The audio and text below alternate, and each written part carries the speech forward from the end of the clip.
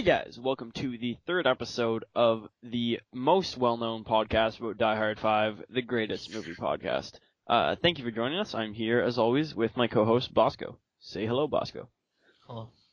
That's a very literal response. In any case, this week we watched the 1964 musical film My Fair Lady, starring Rex Harrison, Audrey Hepburn, and a bunch of other white people. Didn't you say like it was John Cleese something inside or whatever his name was? Or you thought it was a joke? Because there's no black people.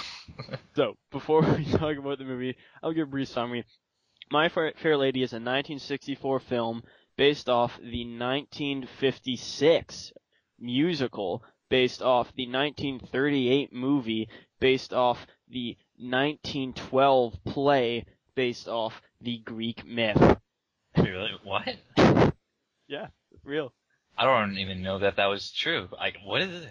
Just trust me on this one, man. Trust me.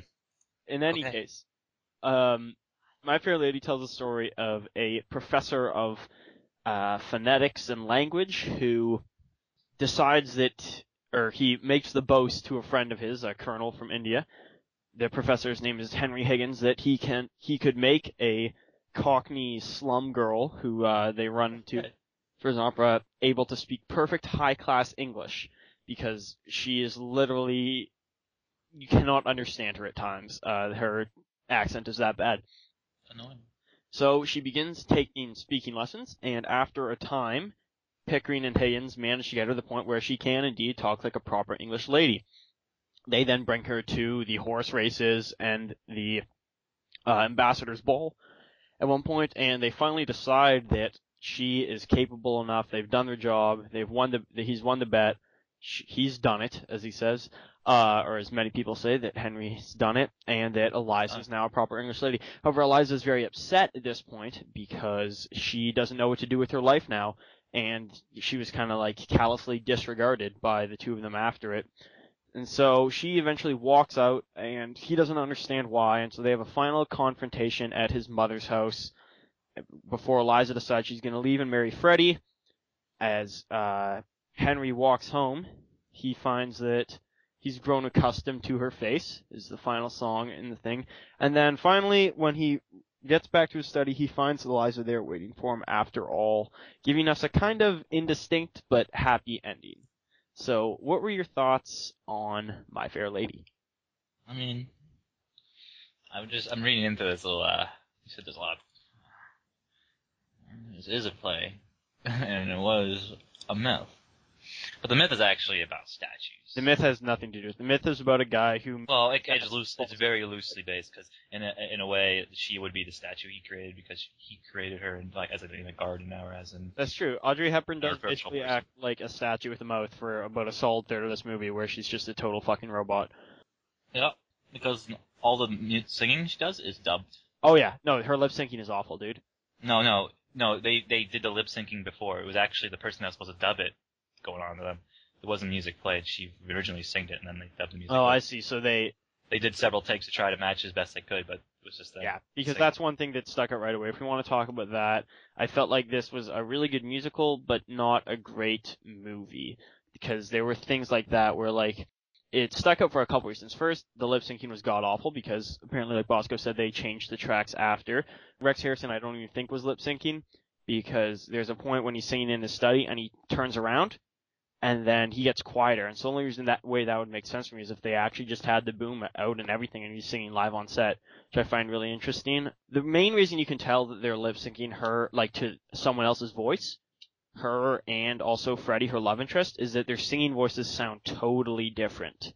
Like, there is a major consistency issue in the first, really the second number, I suppose, where after doing her, like, Cockney accent where you just can't understand, like, half the words she says on the street, she starts singing her song, I believe, Wouldn't It Be Lovely was the title, and she's, like, pronouncing every syllable perfectly. Like, she's singing, like, wouldn't it. Like, wouldn't it. Not, there's no Cockney about it, and I guess that was one of my issues, was that it seemed like a really good musical.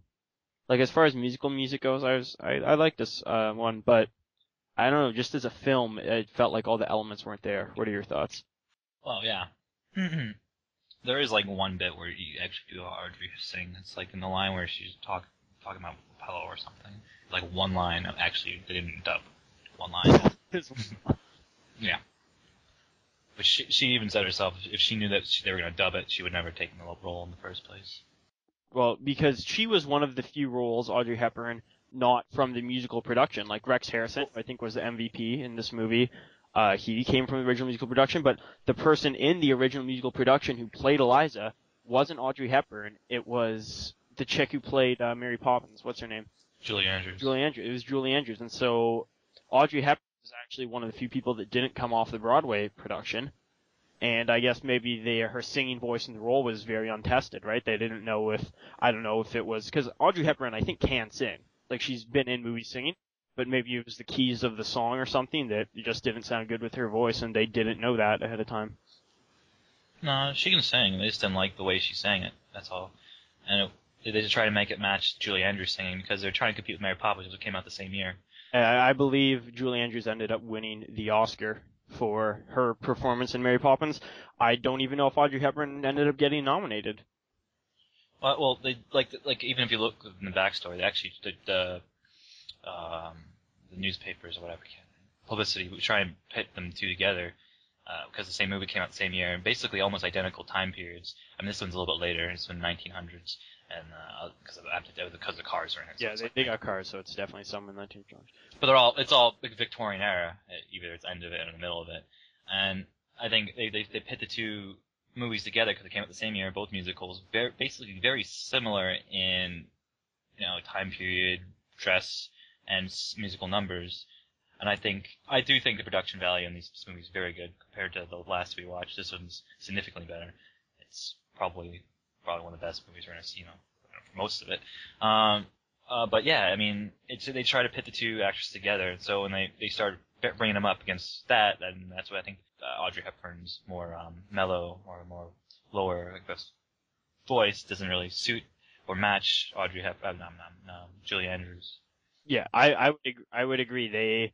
They tried to just make her be Julie Andrews with a bigger name, and if you're gonna change your leading actress for something, I think the content has to fit the leading actress. You can't, especially when it's someone like wasn't like they grabbed some Julie Andrews lookalike, right? Like Audrey Hepburn was already pretty famous at this point, and everyone knew who she was, and she was a known factor. That's why they switched her, because they wanted the movie to be more popular. They didn't think Julie Andrews would have enough star appeal to bring in the money they wanted, because it does really all come down to money with any of these studio pictures.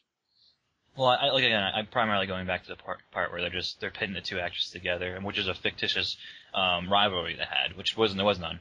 But they made it to do that just to give it like a publicity type thing, and I think that's the reason why they changed the voice to even match Julie Andrews more, made it more competitive on that. But it also made the film more lacking in most instances. But since it's dubbed, I do believe there is an original audio track of Audrey Hepburn singing all the lines. I would like to see that released. Yeah, but I'm sure they definitely had it recorded. Now that I could tell she was dubbed, now that you're saying that she did originally record it, now I can forgive the lip syncing a lot more.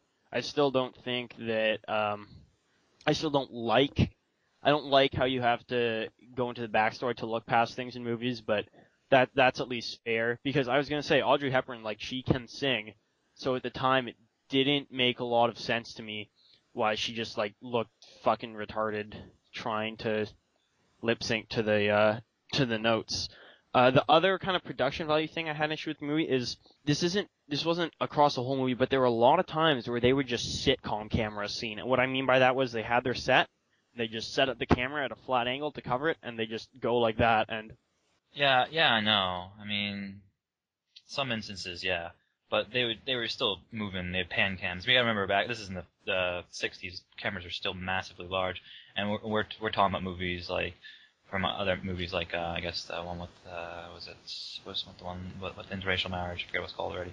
But that one was in the 70s, right? No, that one was I think a couple years after this. Guess Oh, never mind. Dinner? Ignore me. Ignore what I'm trying to say. What I'm saying is, like, most of the cameras are really large, and since there's a high production value, the film quality is much higher than those films we saw previously, and so that means there's probably like some Technicolor cameras that are ridiculously expensive and ridiculously large.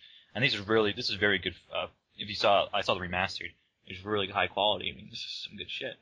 Like that, I like how you brought up Technicolor because I remember during the opening credits, which by the way, the opening credit sequence for this movie is the most boring so far. It's just static images of flowers and names. But what they get, there's a whole slide that just says Technicolor with a little copyright symbol, and it's like, all right, Technicolor it is. Well, that's when you know it's gonna be quality because they're like the pioneers of.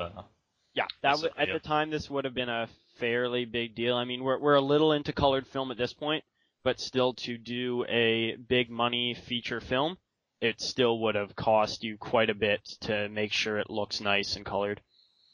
Especially a 3-hour film. I mean, yes, this movie is close to 3 hours. It's the longest we've watched so far. But I mean, it's just like I do believe like there's a lot of scenes like I mean, it was more static like a sitcom, but that's because it was a play. So when you have the play aspect or musical aspect when it's based off one of those things, it's always gonna be like a flat angle for the most part. Well, see, but that's what I mean. I thought this was a really great musical, but I felt the places where they filmed were a couple of the aspects and actually places where they failed were a couple aspects of actually turning it into a film. Like, you shouldn't. I feel like I expect a little more than just deciding to film the musical like it's some HBO special, right? You're making this as a movie. I should be able to respect the cinematography choices made, regardless of if I know its background or not. Is my right. Well, I know exactly what you mean, but this is my problem. That's like the problem with every musical there is for me. Like, what's that musical? That's a cult. Shit, I can't remember what it's called anymore. Fiddler on the Roof. No, it's the one that has like all these people that like to wear like transvestite. Transvestite from Transylvania. That one. No. You know what I'm talking about? Oh. You know, what is that movie called? Rocky Horror Picture Show. That again, another musical that's very. Sylvester Stallone. No, not at all. No, like it's a cult classic. Everyone knows it pretty much. But I mean, it's so highly acclaimed, and I can't watch it. It just seems like too just flat. It's like the only thing that carries is the music. Like obviously, the only thing that carries musicals is the music. But when it's just not even taking when you cut the music out, it's just a really bad B movie. But this one's not a really bad B movie. It's just a really generic 60s film with very nice sets. The sets are really nice. Yeah. I thought. I mean, like just to put up the kind of like the Cockney area, right?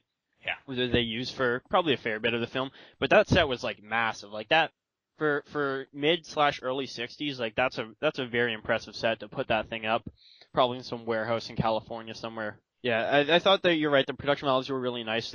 One of the places where they succeeded, certainly in adapting it to film, was in a couple of scenes, like the opening and the horse races and the ambassador's ball, where they got those large amount of extras to make it look like a really, like a packed crowd, and I really did like that. So real quick, I suppose I will go over the awards, Academy Awards. This movie won quite a few. It won the big award, Best Picture. It also won for directing, Best Actor, Rex Harrison, Best Cinematography, Sound, Original Music Score. Obviously, when a musical wins Best Picture, it's highly likely also going to win the Sound and Music Score. It also won for Best Art Direction, Best Costume Design, and was additionally nominated for Adapted Screenplay, Film Editing, and Best Supporting Actor for her dad and Henry's mom. So the parents in this movie. What did you think of her dad, by the way? His little story of how he rose to. Yeah, I think. Well, actually, ironically, I think this movie is very similar to Audrey Hepburn's life, in some instances. Not at the end, but it was as if you know, as her father left her when she was born in Belgium, right? Okay, I don't know anything about her, so go on. No, I was just reading this up last night when I was watching it because there's a lot of during the intermission period. Right, this movie has an intermission as well, which is just a little interesting, but it's definitely needed, I guess, because it does come from the musical. I felt like it was a little strangely placed. For Best Dramatic Effect, I would have preferred it after where the guy whispers like what he finds, but we don't know it yet. But go on anyway. So during the intermission, there's an intermission in Lord of the Rings: The Fellowship, and I think it was placed about 2/3 of it either way. I think they always do it around 2/3. So, and, I'm talking for story purposes, not length purposes. Well, yeah, I know, but even Lord of the Rings kind of ruined the moment for me. Okay. Anyway, so basically, her father left her. Her father was a piece of shit, like this guy's father was a piece of shit. because he was part of the British fascist party, not basically a neo-Nazi type, no Nazi type. Sorry. Oh, good guy. Good guy. And yeah, so basically that's pretty much it, man. I mean, if they shitty life, we upgrading, got better, and that was it. I mean, I had more understanding, more relations, but I can't remember it at all. It was like tired out when I was thinking about this one. Oh, that's a really cool thing to bring up. I cannot remember what I was talking about last night. But you will find some similarities. One thing I want to talk about is, do you feel like the love story between Eliza and Freddie, or the almost love story in this movie, was needed? It wasn't a love story at all. Well, it was love from one person's perspective. No, it was fascination. She really didn't like him. She just thought, like, well, maybe he'll provide for me because he's a rich family. But he was just infatuated with her because she was just different. Right. Yeah, he was very impressed with telling the racehorse to move its bloomin' arse. Yeah. I did like his musical number outside the he had like a voice that sounded nothing like him. That's how I could tell he was the other person being dubbed by someone else, because he was like Irish, the guy who was singing. Yeah. I don't really think that was really much of anything, honestly. Yeah. I just think because if it just to me it was like kind of like, oh, it's like one of those plot devices in the movie, not really plot devices for the people to watch, because it just helped things move along. But it wasn't really necessary. It was just to give her some leverage against Henry Higgins, Rex Harrison. Yeah. Well, but that's the thing. We never really find out what happens when it ends. Like, yeah, she moves back to live with him and Pickering, presumably. But what's she gonna do, right? She doesn't solve her issue of what she fit for, right? She just decides to go back. Like, we never find out, because she was always saying, like, what have you prepared me for? Which I found that a bullshit argument, because it's not like she lost any skills she had before. She can go back and fucking sell flowers on the street or something if she really wants to still. But, well, no. I believe, like, when she's been brought up in such a way and you lived in such a way for 6 months, that it's kind of like to go back to how you were is like, it's going to destroy you, because it's like, well, I've learned so much, I've become so much, and I've been trained so much. It's just for what reason? Just to win a bet? yeah. But then what resolution does she find going back at the end? That's my one issue at the end. Well, it says it here in the Wikipedia, or you can just pay attention, that she had no idea if he actually really cared about her at all. And he did. He apparently did. Well, yeah, I believe he did, or at least he realizes he did afterwards, right? Because if you remember the song was very, like, blunt. She didn't really want a man to, love her or anything. She just wants a man to just, like, care for her and take care of her. So, yeah. So you think she was just satisfied going back and living, just making how many, was it 2 dudes and 1 chick in Three's Company? I've never seen Three's Company. Three's Company is 2 chicks, 1 dude. Ah, damn it. It's the inverse Three's Company with 2 old confirmed bachelors. I remember thinking at that line, gay. Nah, man. And then they have the whole song about, like, I wish women were more like men. Yeah. Which I thought was funny, because Audrey Hepburn also starred in a lesbian movie. Oh, man. Not too long after this. Oh, baby. Which is not getting in the top 100, even though they have abortion and interracial marriages in the top 100 for AFI, but not this, which is kind of weird. I think there'll probably be some gay movie in there eventually. Well, I digress, of course. There'll definitely be a gay relationship at some point that's not, and it's not even implied in this movie. I think it's one Obviously not. It's one of those Broadway things that, like, kind of jokes at it, like the idea that Want to be nice to get a dick. So couple things I found funny in this movie was the scene where she's in the bath, right? She's just fucking screaming.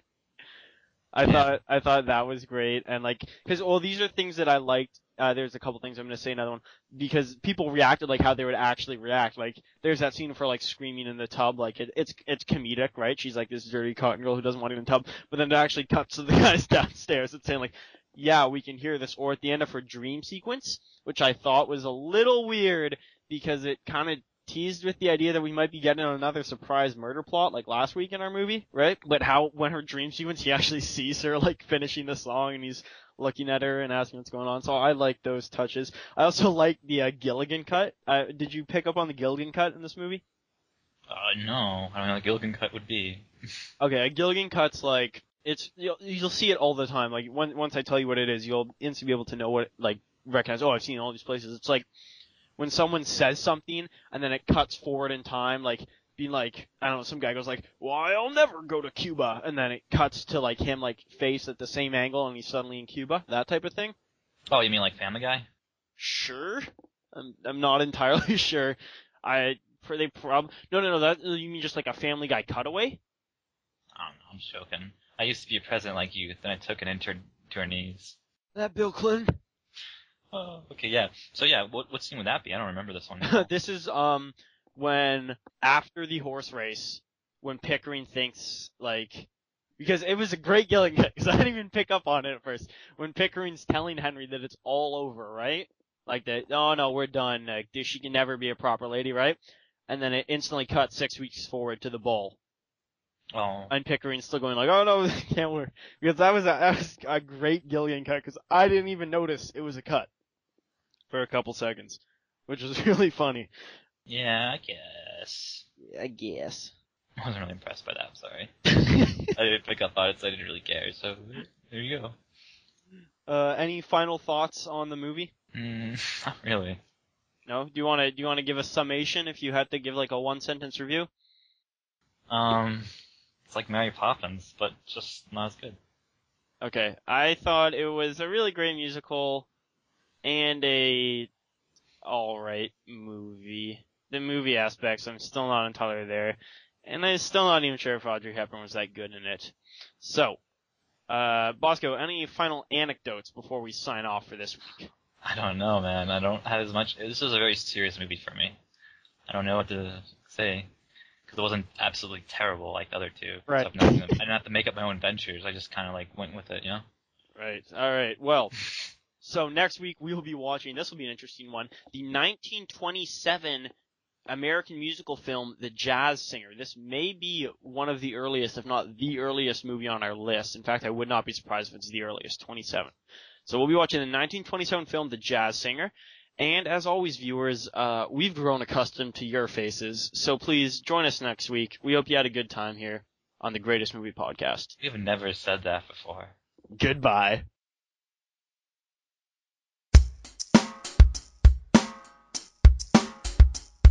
You've just been listening to a Gooncast Media Podcast, the Greatest Movie Podcast.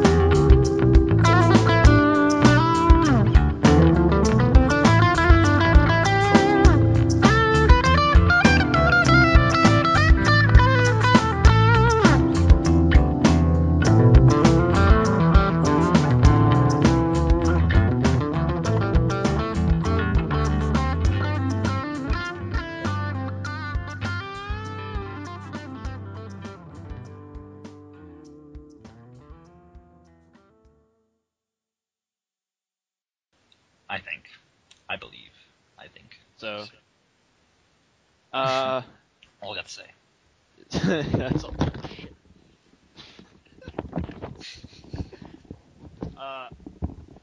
Okay, I just stepped on my headphone cord. I suppose we will resume. I will. Oh, one thing I want to talk about is, do you feel like or whatever, I'm just gonna edit that out. So, one